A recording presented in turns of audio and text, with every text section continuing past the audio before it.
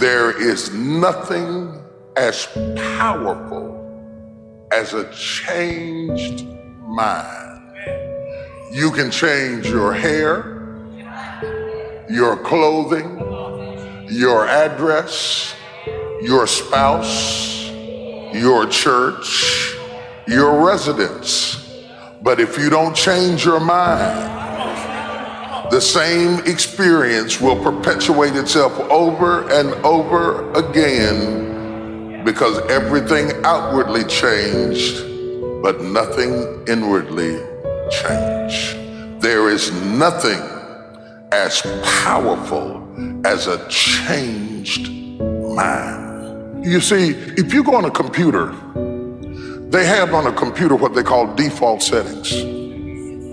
So whether you're in Microsoft or whatever it is, whatever program it is, or any kind of program, it has a default. The default sets in the computer some principles and ideas to which the computer is committed. It does not mean that you can't function outside of the default. It just means that even if you deviate from the default, the computer will automatically take you back to default settings. And if you don't want it to do that, it's more than changing the font. You have to change the default. We change the font. And while we're typing, whatever we type in, this font will appear in this font. And it will appear that it has changed.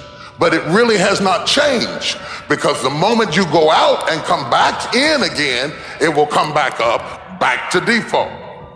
This is how most people live their lives, because their default hadn't changed. Their situation hasn't changed.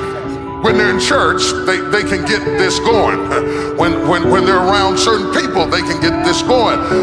When you sing certain songs, they can get that going. When you shout and leap, you can get that going. But when you go back home, you go back to default.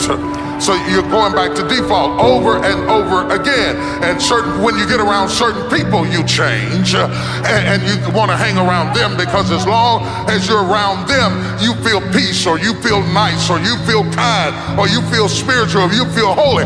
That's not the problem. The problem is when you go back to yourself, you're stuck in the same pattern that you were before, and you can't figure out how to break it. You've cried about it, but you keep going back. You've shouted about it, but you keep going back. You've even prayed about it, but you keep going back. And you can't figure out how somebody who cried for it and shouted for it and sang about it and started going to church on Sunday, and why does this still keep happening to me? I don't know whose prayer I'm breaking into, but I'm breaking into somebody's prayer, saying, Lord, why do I keep going through the same things over and over again? I go to church now, I tithe now, I shout now, I leap now, and the Lord sent me here to tell you it's no problem with your sentence. The problem is with your default. Until you change your default, you will always go back to being who you were before, because you have never changed your mind. You change your friends, you change your address, you change your phone number, you change the songs you sing, you changed everything else, but you didn't change your mind. There is nothing as powerful as a changed mind.